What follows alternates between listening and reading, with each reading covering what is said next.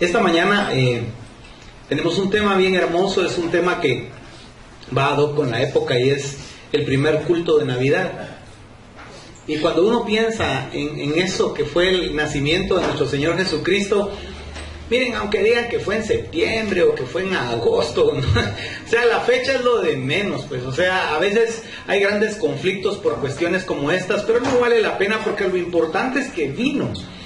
La fecha exacta, eso no es tan importante como el hecho de que Él viniera y diera ese paso sacrificial por nosotros, porque, hermanos amados, dejó la gloria, dice, no estimó ser igual a Dios como cosa que aferrarse, sino se despojó a sí mismo y se hizo obediente, dice, hasta la muerte y muerte de cruz. Y por eso el tema de esta mañana es tan hermoso, porque vamos a hablar de las características que tiene ese culto, ese primer culto de Navidad, y cómo eso debería de influir en el culto que hoy nosotros celebramos para Dios. Y vamos a pedir la guianza del Señor, y si me acompañan en una oración ahí donde están en sus lugares. Padre, yo te ruego en el nombre de Jesús que tú bendigas la palabra, que esta mañana, Señor, haya bendición en lo que vamos a compartir. Usa por favor mi vida, Jesús, te lo ruego. Y si puedo yo traer aliento, ánimo, si puedo yo traer fortaleza, yo te ruego que lo hagas, Señor. Te pido que sea el Espíritu el que fluya, Señor, para que sea yo el instrumento que hoy vas a usar tú para tocar a mis hermanos y bendecirlos, Señor. En el nombre de Cristo, que esta mañana tu amor nos rodee y que tu amor cubra la multitud de faltas que pueda haber en nosotros y en mi persona, Señor. Que esta mañana el Santo Espíritu se mueva con libertad en medio de la palabra. Amén y amén. El primer culto. La palabra culto, la raíz de esa palabra griega, cultus es la palabra, tiene que ver con lo que es sembrar, tiene que ver con la preparación y el esfuerzo que se hace para que la tierra dé un bueno y muy abundante fruto. Entonces la palabra cultura y todas estas palabras que nacen de esa raíz griega transmiten la idea de lo que hacemos para poder tener una buena cosecha. Es como cultivar. Esa palabra viene de la misma raíz. Entonces, cuando celebramos un culto, lo que estamos haciendo es preparar nuestra vida y nuestros corazones para el encuentro con Dios. Por eso celebramos cultos cristianos, porque estamos cultivando nuestra vida, estamos sembrando la palabra cada vez que nos reunimos para tener en nuestro corazón presente todo lo que Él nos manda y todo lo que Él quiere de nosotros. Dios quiere cosas de nosotros. Miren, Dios no quiere que simplemente vengamos a ocupar una silla o que estemos en alguna feligresía o que participemos en algún ministerio. Dios quiere más de nosotros. Dios va a tratar de sacar de nosotros el potencial que hay en nuestro corazón para servirle, para actuar, para vivir. Porque saben algo, hermanos, muchas veces sentimos que vivimos, pero no lo hacemos. Porque perdemos el tiempo en enojos, en pleitos, en iras, en estar pensando en lo que otros tienen y yo no tengo, las oportunidades que otros han aprovechado y a mí ni siquiera me la dieron. Entonces estamos viviendo, pero no bien la vida, sino estamos desperdiciando la vida porque no vivimos para el Señor, sino vivimos para sufrir y para pensar en todo lo que nos falta o no hemos alcanzado. La vida es más que eso. Y el Señor se hizo pobre porque miren, no hubo ni siquiera un lugar decente donde Él fuera a nacer. No hubo un lugar decente para mi Señor el día que vino a la tierra. Tuvo que estar en un lugar donde se alimentan a los animales. Esa fue su cuna. Un lugar donde ponen el forraje para los animales. Ahí tuvo que estar mi Señor depositado el día que nació. Humilde y en pobreza. Saben, a veces cuando se predica de esto a muchos no les gusta porque nos gusta más un Jesús que manifiesta riqueza, pero la Biblia es clara, la Biblia dice que Él se hizo pobre para que nosotros fuéramos enriquecidos. Pero cuando dice que fuéramos enriquecidos no es solo lo material. La riqueza de Dios va más allá de lo material. La riqueza de Dios es esa que no añade tristeza con ella. Es esa riqueza maravillosa. Y por eso es el culto. ¿Sabe? Hay una gran diferencia entre culto y cristiano que se celebra en la iglesia y las sectas que celebran también otro tipo de cultos. Porque en las sectas es mucho más obligatorio lo que se hace y se respetan las reglas y ahí no hay chance de pensar o de tener una mente abierta, un corazón abierto, sino que ahí uno se tiene que ceñir a lo que dice el líder de esa secta. Pero nosotros acá tenemos libertad de pensar, porque si hay algo que el Señor utiliza para enseñarnos es darnos libertad. Por eso Él vino a nacer como nació en tanta pobreza. nosotros decíamos estar en pobreza, sino todo lo contrario, para que entendamos que por esa pobreza Él nos enriquece a todos nosotros. Pero como les repito, una riqueza que es integral. Vemos entonces el lugar del culto. Mire el nombre del lugar tan especial, Belén. Belén Efrata. Significa casa de pan o fértil. Era un lugar en donde se sembraba y era un lugar, ese lugar pequeñito que hasta el día de hoy sigue siendo geográficamente pequeño. Es un lugar bendito de Dios. Ahí han ocurrido grandes acontecimientos. Fue hogar de Abraham, de Isaac y de Jacob. Es el sepulcro de Raquel. Ahí fue el idilio de Ruth y Booz. Ahí también David mató al gigante Goliat. Pero lo más grande que ocurrió en Belén, ahí nació Jesús. Ahí nació Jesús. En esa casa del pan. Cuando yo menciono a Ruth, me recuerdo cómo Noemí y su esposo se fueron a Moab. Y cómo aquella moabita pudo abrir sus ojos el Señor y entender que Jehová era Dios. Y dijo esas palabras que hoy tal vez Dios quiere que nosotros digamos también. Ella dijo: a donde tú vayas yo iré. Tu Dios será mi Dios, tu pueblo será mi pueblo. No me pides que te deje. ¿Sabe algo? Esa mujer entendió el mensaje. Así pasa cuando el Espíritu toca el corazón nuestro. El lugar del culto es importante. Este lugar es importante. Es una casa hermosa que Dios nos provee, pero ¿sabe qué? Es importante porque aquí está la presencia de Dios, como está en cualquier iglesia en donde se celebra un culto cristiano y un lugar donde alaban, bendicen a Dios. No es la dimensión del templo, no es el lujo del templo, no es la capacidad de gente que tiene, sino la presencia de Dios en ese lugar transformando los corazones. ¿Sabe? Si hay algo que Dios anda buscando es corazones con fertilidad espiritual. Casa del pan. Fertilidad. Eso nos habla del cultivo que Dios quiere hacer en nosotros. ¿Sabe qué dijo Jesús? Jesús dijo: yo soy el pan que bajó del cielo. Como el maná. Cuando el pueblo anduvo en el desierto, comieron por años esa comida que ningún otro conocía. Era una comida de Dios para ellos, aunque les aburrió. Pero era una comida única. Y el único maná que queda es el que está en el arca del pacto. El único maná que queda. Pero ahora nosotros tenemos un maná mejor. Y está aquí en nuestros corazones, es Jesús. Amén. Casa del pan, el lugar del culto. La iglesia tiene que ser eso, casa de alimento, casa de fertilidad. Eso tiene que ser la iglesia. Y eso lo hacemos nosotros posible. La fertilidad de la iglesia no depende, como le repito, de lo material. Depende de todos los que la integramos, de todas las personas que venimos aquí, de los hijos de Dios que estamos aquí, esperando que haya una fertilidad en este lugar. ¿Sabe? Hay algo que debemos orarle al Señor. Señor, que mi corazón sea fértil para que la semilla de tu palabra produzca. Como lo que el pastor nos predicó. Que se acuerda de la prédica del sembrador. Y que él dijo que al 30, al 60 y al 100, pues ojalá un día tengamos ese día completo alabando y glorificando el nombre de Dios. Ojalá haya días de 100 en nuestras vidas continuamente. Pero es motivante ver el lugar entonces en donde el Señor vino a nacer. No era cualquier lugar, era el lugar señalado. Fíjese que el mundo tenía lugares preciosos, paraísos, terrenales. Pero Él fue a Belén, al lugar en donde tenía que nacer el Señor. Porque estaba escrito que ahí iba a nacer y ahí nació.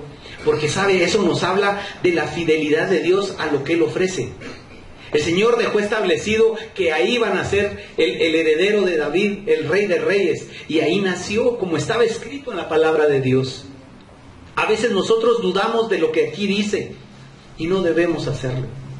¿Sabe algo? Cuando hablamos de santidad, cuando hablamos de entrega, muchas veces pensamos en una idea de que no debo de hacer esto malo, no debo de hacer aquello malo, debo de hacer esto bueno. Y fíjese que no es de lo que uno hace de lo que se trata, sino de lo que uno cree.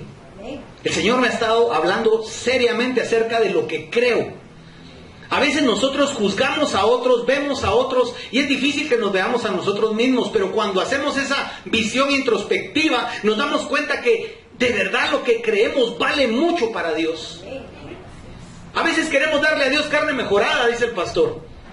Y eso no es lo que Dios quiere. Dios quiere nuestro espíritu entregado a Él. Y mire, entre más uno cree en Dios, mejor se porta.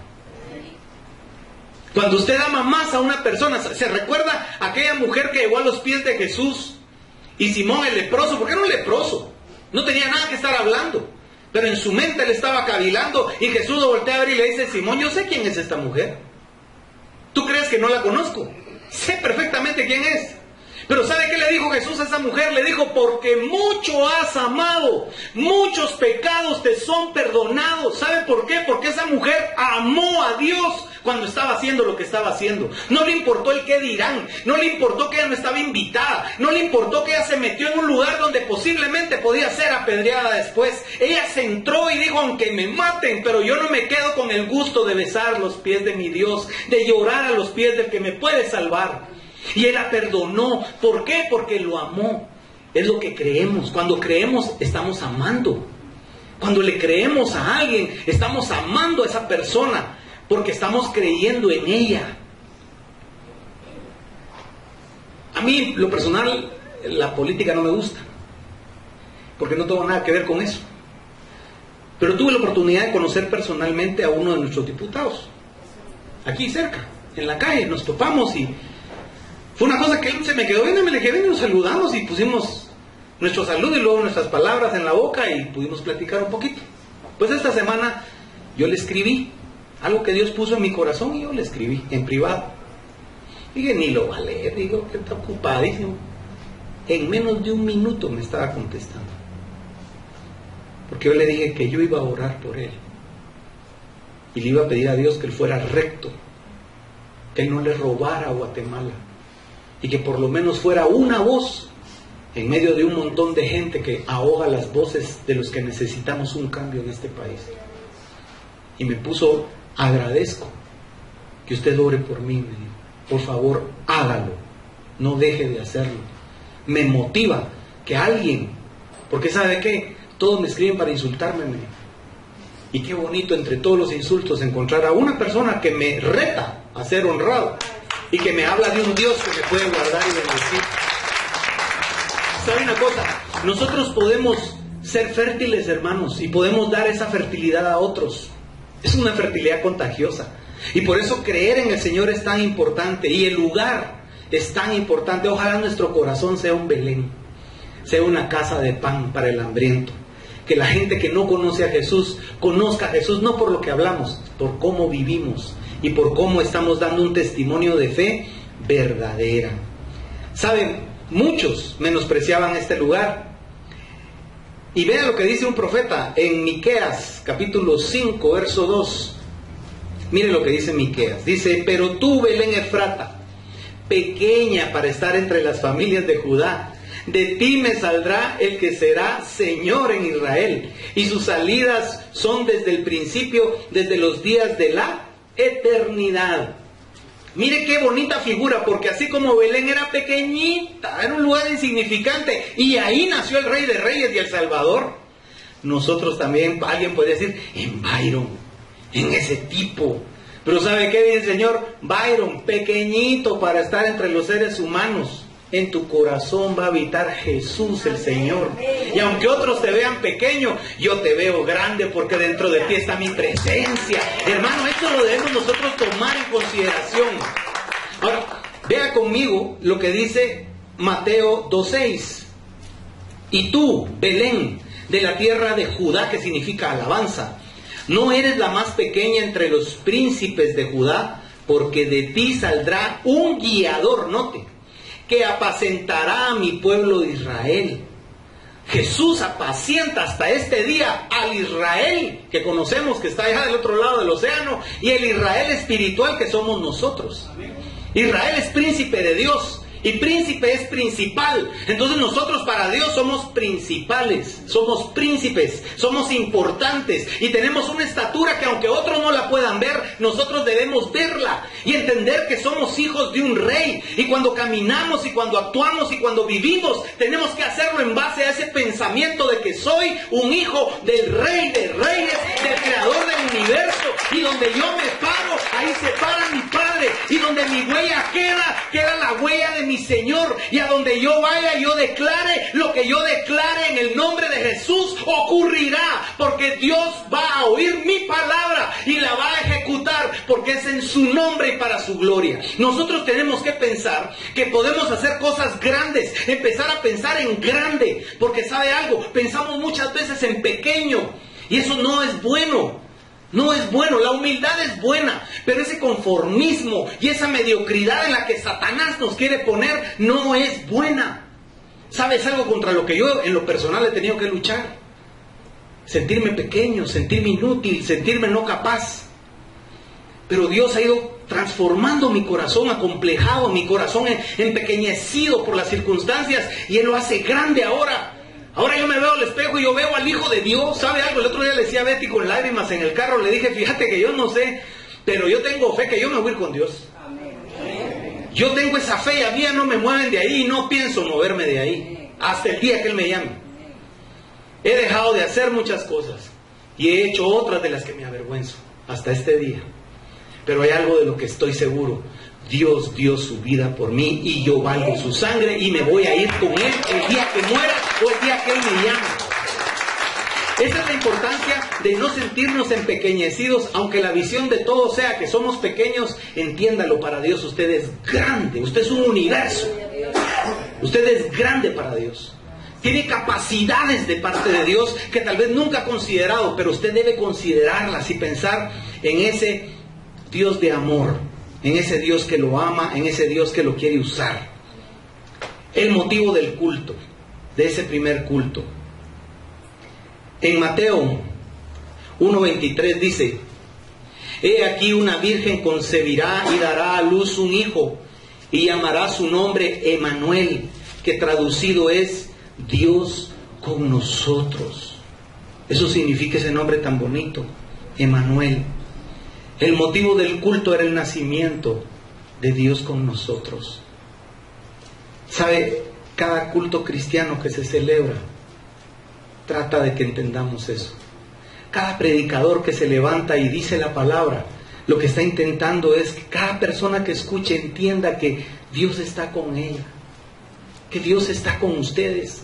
Hermanos, yo sé lo difícil que es caminar sin Dios. Por mucho tiempo yo caminé sin Dios. Y yo creía que podía. Yo creía que podía vivir y caminar sin Dios. Y qué duro fue descubrir que yo estaba equivocado. Sin Dios no somos nada. Amén. Mire, el diablo me ha querido a mí destruir desde cuando estaba pequeñito y le dijeron a mi mamá, el niño va a morir. Y a mi papá, el niño se muere, no va a pasar la noche. Hemofílico. Me levanté el cuero cabelludo. Me sacaron vidrios del puro cerebro. Se me abrió el cráneo. Y era como quedé. Y dijeron, bueno, si vive va a ser ciego, va a ser vegetal, va a ser paralítico, va a ser tonto, va a ser...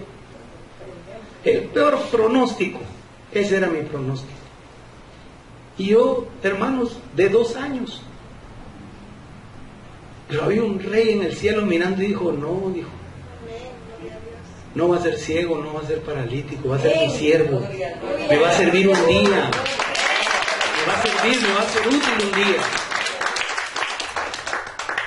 ¿Sabe? Cuando yo fui la primera vez a prisión, y lo he contado ya varias veces esto, pero fue tan impactante la respuesta de Dios, porque yo le dije a Dios, Señor, permíteme que al compartir uno de los 90 delincuentes asesinos se convierta.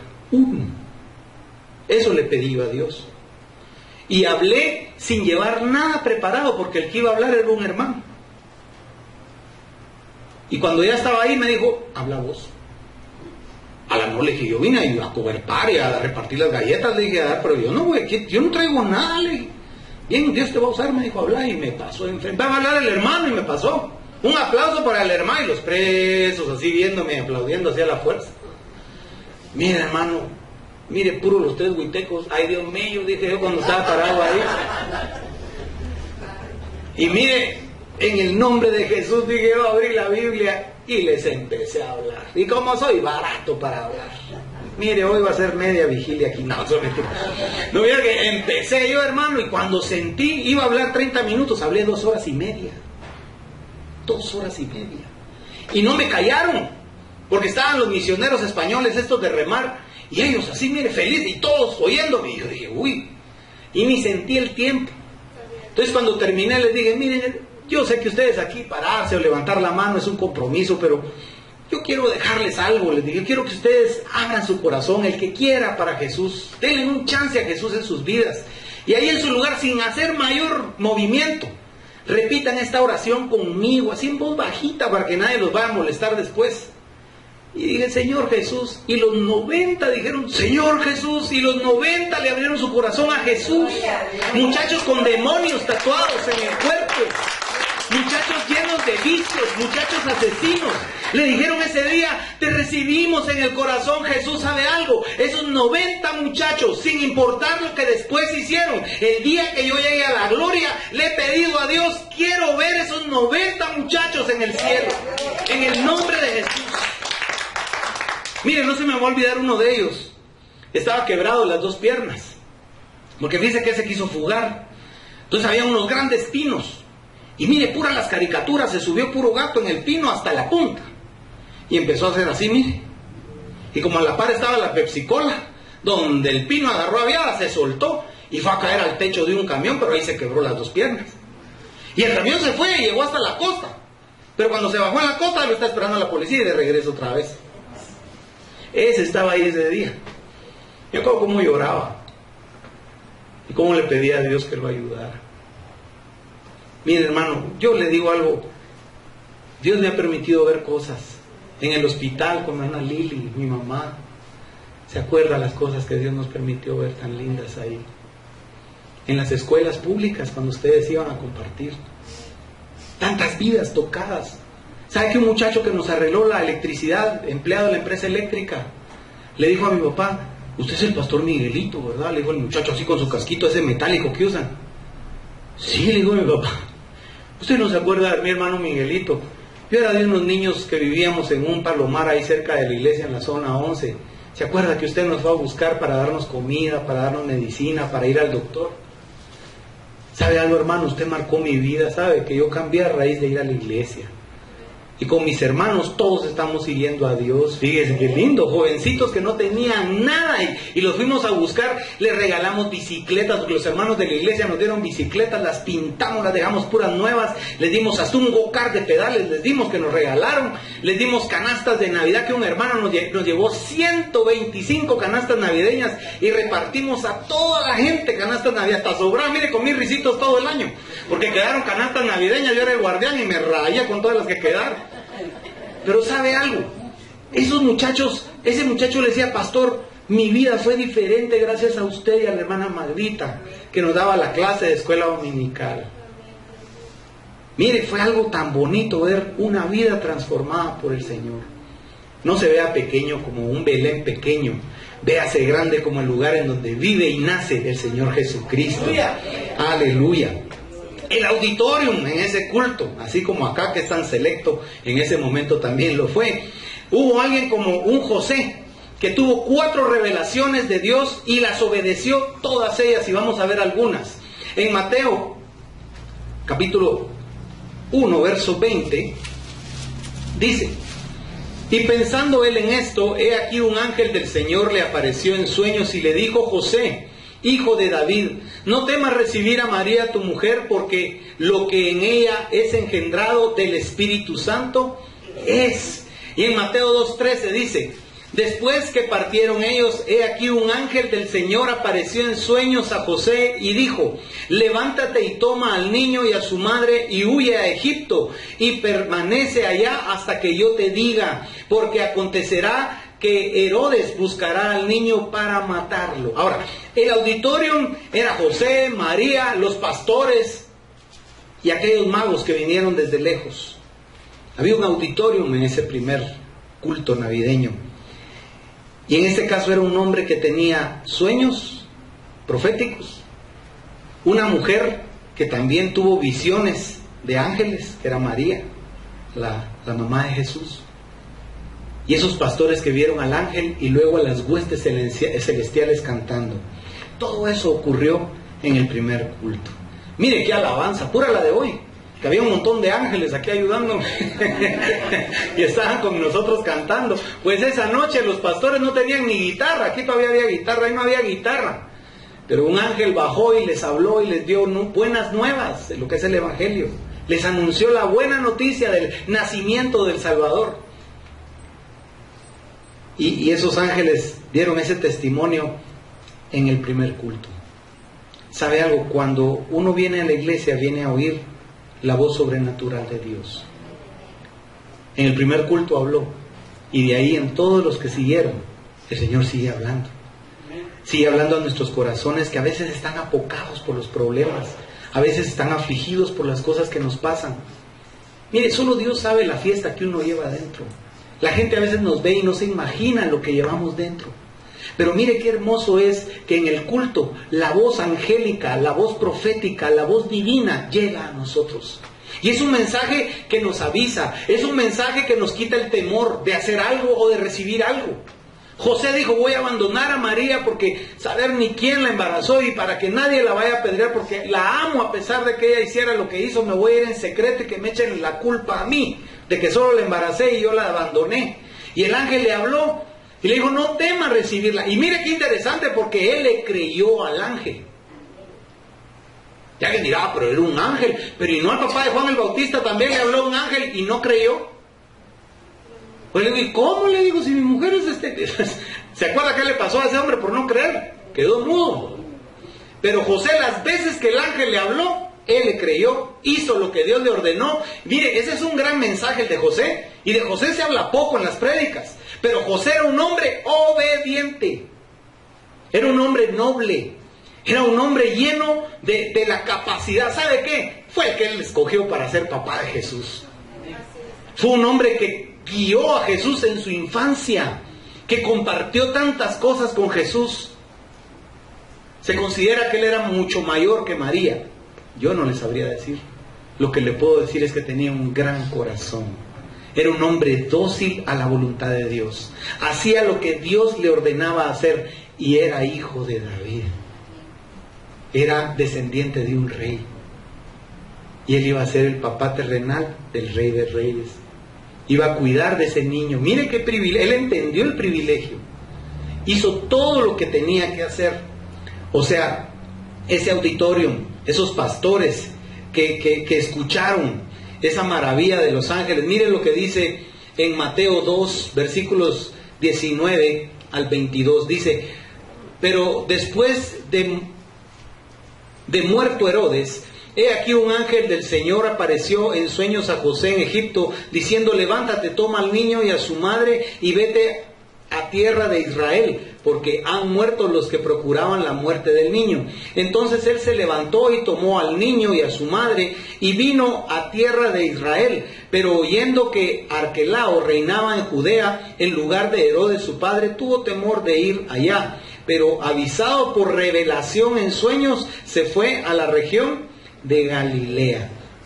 O sea, se fue a la región donde tenía que estar, ¿verdad? La región norte. ¿Se recuerda cuando Natanael llegó Felipe y le dijo, hemos encontrado al Mesías, a Jesús de Nazaret? Y Natanael hasta había empurrado la cara de Nazaret. Y qué bueno puede salir de ahí, porque estaba escrito también que de ahí va a venir el Señor. Y lo curioso fue que ahí le creyeron más que en Israel. Mire qué interesante todas estas cosas. Ahora, nosotros debemos ver cómo el Señor en sus propósitos divinos nos lleva a entender y a ver cosas que antes no podíamos.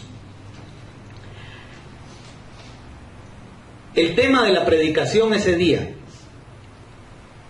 los ángeles diciendo, que fue lo que, perdón que no les dije, los ángeles del cielo que aparecieron a los pastores les dijeron que había nacido el Salvador y dieron gloria a Dios y hubo, como le digo, un coro celestial cantando, y los pastores al terminar ese canto, esa alabanza, esa adoración, dice que se apresuraron a ir al lugar que les indicaron y efectivamente hallaron al niño, como les dijo el ángel, envuelto en pañales y en un pesebre.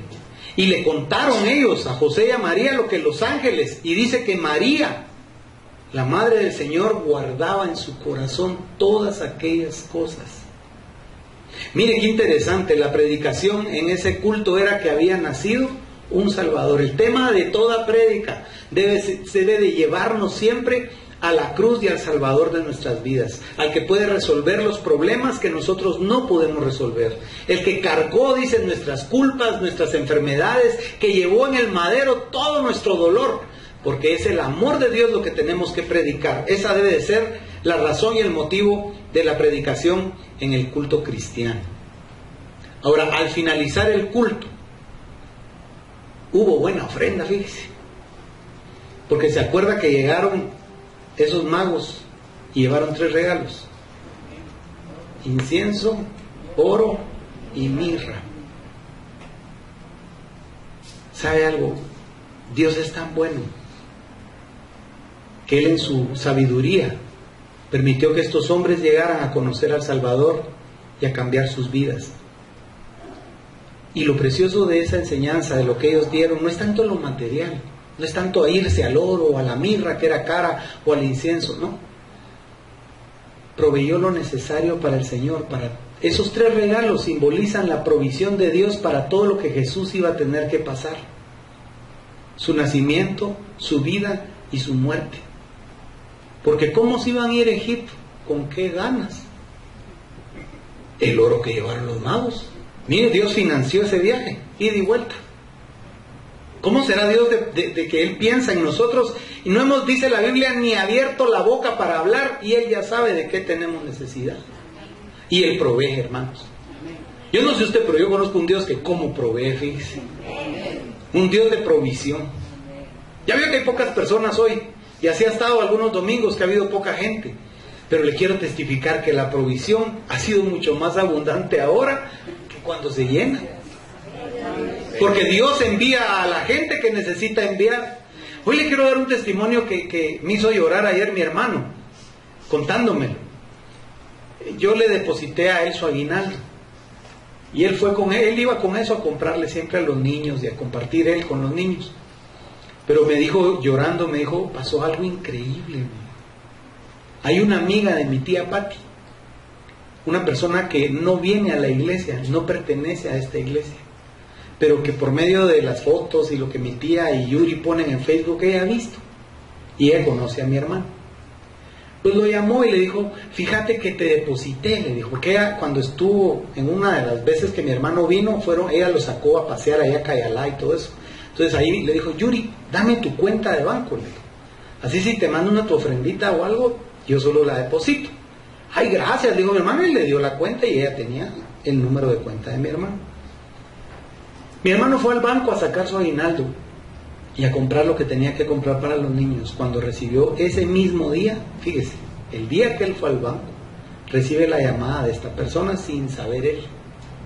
Le dice, Yuri, fíjate que Dios me tocó mi corazón y hoy te puse una ofrenda un poco grande porque quiero que le celebres la Navidad con tamalito y con regalos a los niños de tu iglesia.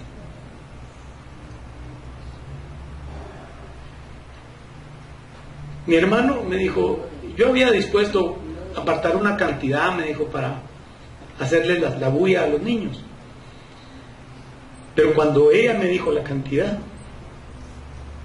rompí en llanto. Le depositó 5,000 quetzales. Me dijo, mira, hoy sí parezco Santa Claus, me dijo, llevo bolsas, vaya que me traje patojos porque llevo bolsas con regalos, ya mandamos a hacer los tamales, la hermana que los va a hacer está feliz porque va a ganar ese dinero de hacer los tamales. O sea, fue una bendición. Pero eso lo hace Dios. Él en su corazón iba a ponerlo de su bolsa lo que él pudiera, pero vino Dios y le dio en abundancia, como cuando Cristo nació. Mire, usted a veces piensa, ¿qué voy a hacer si no me va a alcanzar, si no voy a tener? Hermano, saque de su mente ese pensamiento diabólico. Dios es su papá. A donde usted tenga que ir, Él va a proveer. Si su negocio ha venido para abajo, créale a Dios. Él va a levantar su negocio o le va a proveer milagrosamente. Pero de que Dios lo va a sacar adelante, lo va a sacar adelante. Esta es una época en la que muchos se deprimen porque no tienen para la ropa que quieren comprar, los regalos que quieren dar. Muchos se deprimen porque no tienen el dinero que quisieran tener en estas fechas y hasta les entra como, se ponen chipes porque no tienen. No se preocupe por no tener. Usted tiene a Dios. Él le va a dar lo que usted necesita. Le va a dar salud, le va a dar vida, le va a dar lo que usted tenga que proveerle. El Señor, todo lo que usted tenga que compartir, Él se lo va a dar. Yo lo declaro en el nombre de Jesús. Usted va a tener abundancia en esta Navidad en el nombre de Jesús. Él es Dios. Mire, cualquiera le puede dar la espalda, pero Jesús no. Yo alabo a Dios porque Él me ha ayudado a mí. Usted no tiene idea cuánto. Aquí hay gente que está sentada, que ha sido la mano de Dios para tenderse hacia mí en el momento de mayor necesidad. Dios bendiga el corazón de la gente que ha venido a mi persona y me han dado ofrendas. Que Dios los bendiga. Porque han sido la respuesta de Dios muchas veces. Mire, yo hay veces que de veras le digo a Dios, no sé cómo es que tú me das tanto a mí. Hermano, yo soy rico. Extremadamente rico. Y hay muchas cosas que quiero ver con mis ojos y sé que Dios me va a conceder por misericordia verlas. Una de ellas es verlos a todos ustedes encendidos en el fuego del Espíritu de Dios. Que ustedes puedan un día venir y decir, hermanos, Dios me dio, Dios se glorificó, Dios me sanó, Dios proveyó, lo que han hecho otros. Porque ¿sabe qué? A veces no medimos bien las cosas, nuestra regla es defectuosa. Porque queremos medir en dinero, y no se mide en dinero la bendición, en cantidades o números. Es en la intensidad del fuego de su Espíritu en nosotros. Mire, Dios ha sido tan bueno con nosotros. El día que fuimos a traer los boletos, el pastor iba caminando ahí en ese edificio feo. A mí ya no me gustó ese edificio. Ese edificio de la Europlaza. Y hay una rampa ahí para llegar a la línea aérea. Y es de mármol y es de 2 colores. Pero no se echa de ver bien si está la rampa completa o si tiene gradas. Y él dio el paso y cuando dio el paso, mire, se fue. Y se pegó un golpe, hermano, grosero nuestro pastor. Y a mí se me aguadaron las piernas porque yo dije, se quebró.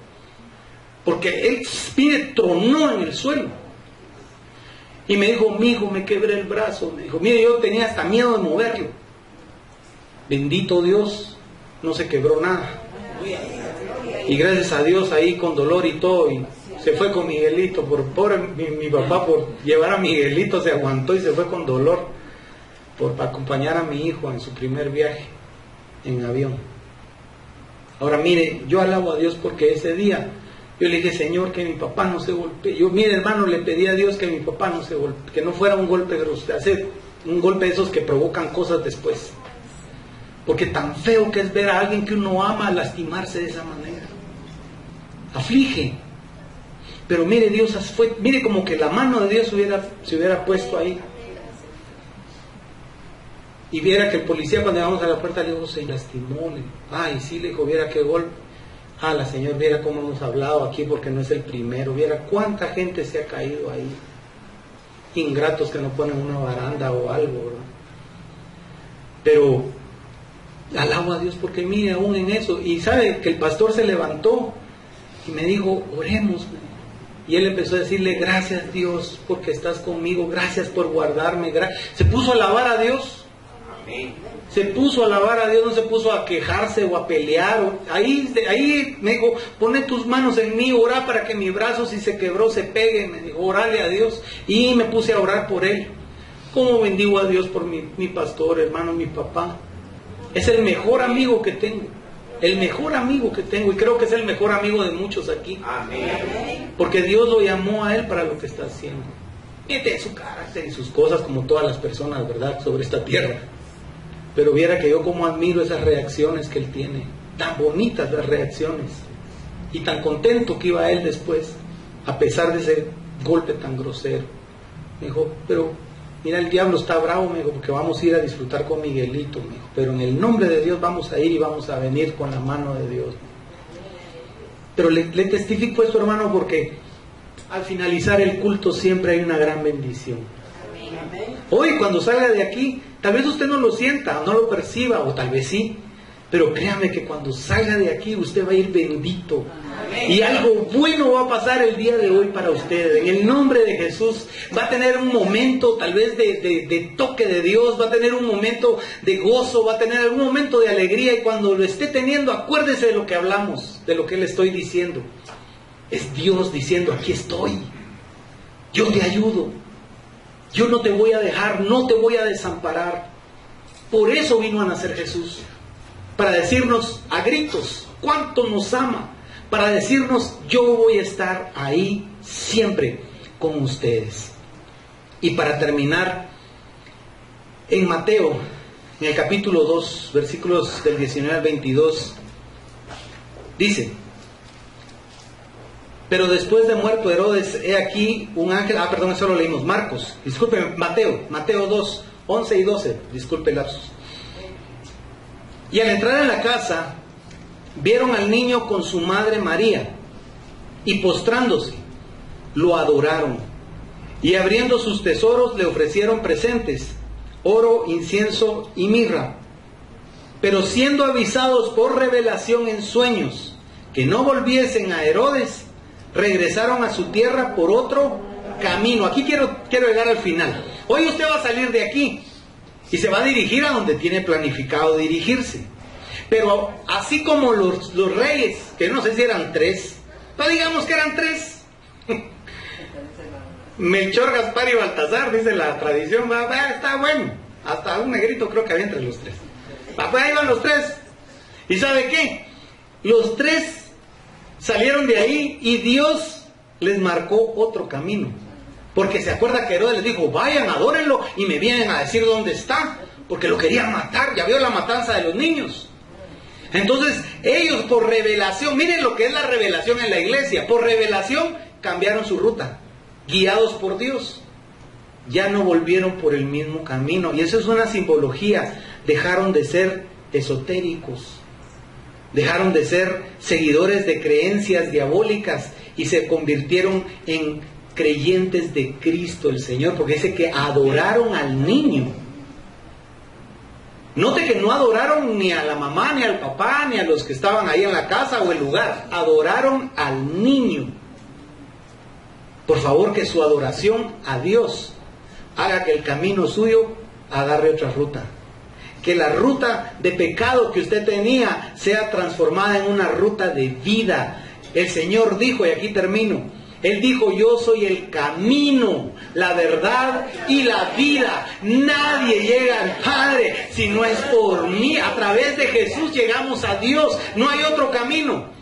El apóstol Pablo decía, aunque te anuncien otro evangelio, Timoteo, aunque un ángel viniera y te hablara de otra cosa, no lo recibas, ni aún de mí no recibas otro evangelio, solo hay uno. Jesús nació, vivió, murió en la cruz y resucitó al tercer día. Ese es el evangelio en el que creemos. Ese es el poder de Dios. No reciba otro evangelio y por favor, deje al Espíritu cambiar su ruta. En lo espiritual, por supuesto. Deje al Señor llevarlo por la ruta de vida y por la ruta de abundancia, porque eso es lo que este primer culto de Navidad simboliza para nosotros hoy.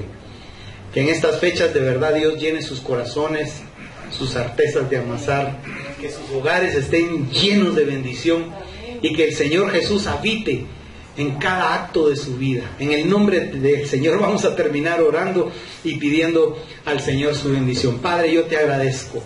Con todo mi corazón yo te agradezco que hayas estado con nosotros hoy, Señor. Te pido, Señor, que tú estés guardando, bendiciendo la vida de cada persona aquí, Señor.